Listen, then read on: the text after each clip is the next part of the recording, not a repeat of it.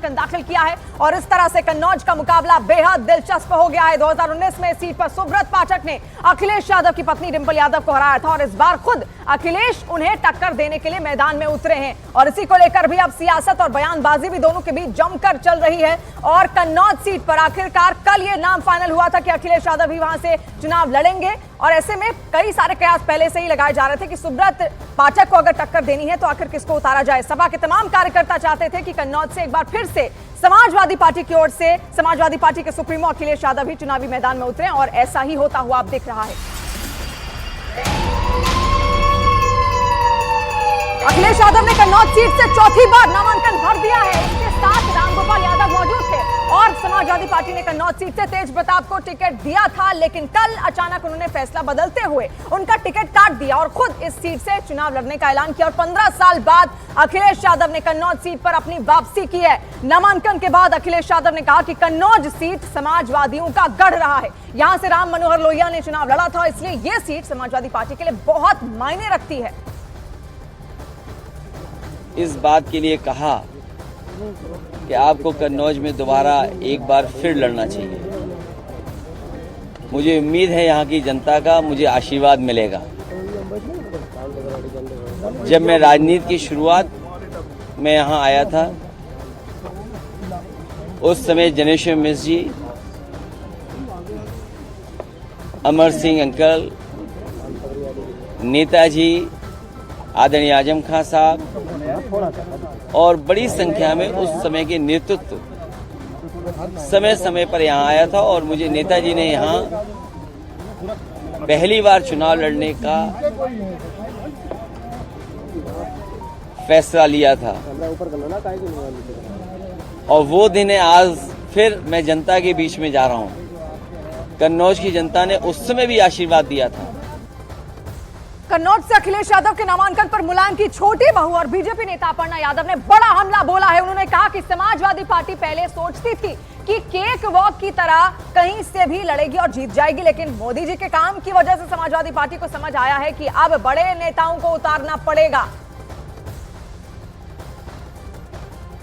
प्रधानमंत्री की दूसरी बार टर्म वो प्रधानमंत्री इलेक्ट हुए तो वो सेलेक्ट हुए, वैसे ही उन्होंने काम करना शुरू किया और लगातार 365 दिन भारतीय जनता पार्टी का हर कार्यकर्ता, हर नेता लगातार फील्ड में रहता है। जहाँ तक आप बोल रही हैं समाजवादी पार्टी की बात और पीडी अलायंस और ये इंडिया अलायंस जो भी है, इनके बड़े नेताओं ने यह तय किया है अब, क्योंकि उनको पता है कि वो मोदी जी से उनको कहीं ना कहीं बहुत ज़्यादा, कहीं ना कहीं नहीं बोलूँगी, डर है, भय है, तो अब वो सारे बड़े नेताओं को अपने उतार रहे हैं चुनाव में।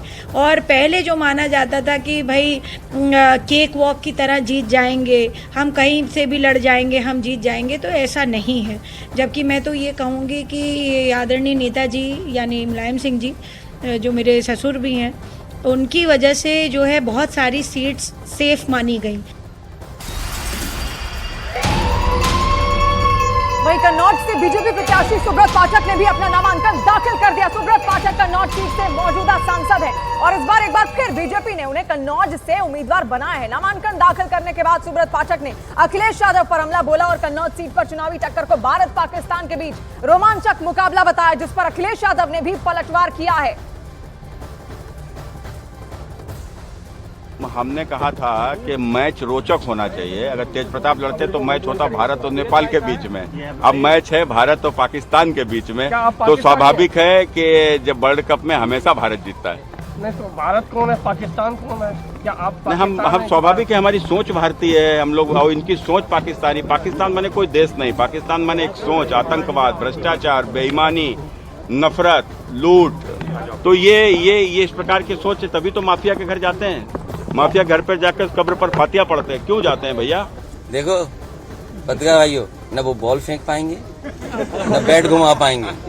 अगर पहली बॉल पे छक्का न मारा तो हम समाजवादी लोग नहीं हैं और 6 की 6 बॉलों पे छक्का मारेंगे। ये घबराए हुए लोग हैं, डरे लोग। कभी पहलवान को देखा आपने? जब वो पहलवान कुश्ती हारने लगता है तो हारता हुआ पहलवान क्या न करे, कभी लंगोट खींचता है, कभी काटने लगता है। अरे जो पहलवानी करे उनसे पूछो।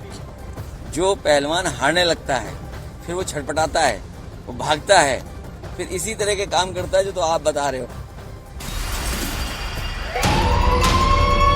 और डिंपल यादव ने बीजेपी पर निशाना साधा। उन्होंने कहा कि पहले चरण की वोटिंग के बाद बीजेपी घबरा गई है। उन्होंने कन्नौज से अखिलेश यादव के जीत का दावा तक कर दिया है। तो डिंपल यादव की भी प्रतिक्रिया सामने आ गई है और कन्नौज को लेकर अब सियासी घमासान मचा हुआ है। तमाम बयानबाजी सामने आ रही है। इस बीच डिंपल यादव की प्रतिक्रिया सामने आई। पूरा प्रदेश ही हॉट होते जा रहा है। पहले चरण का चुनाव हुआ है तो बहुत ही अच्छे नतीजों की तरफ संकेत है और कहीं ना कहीं घबराहट है भाजपा में, और मैं समझती हूँ कि राष्ट्रीय अध्यक्ष जी के कन्नौज लड़ने से और ये घबराहट में इजाफा होगा।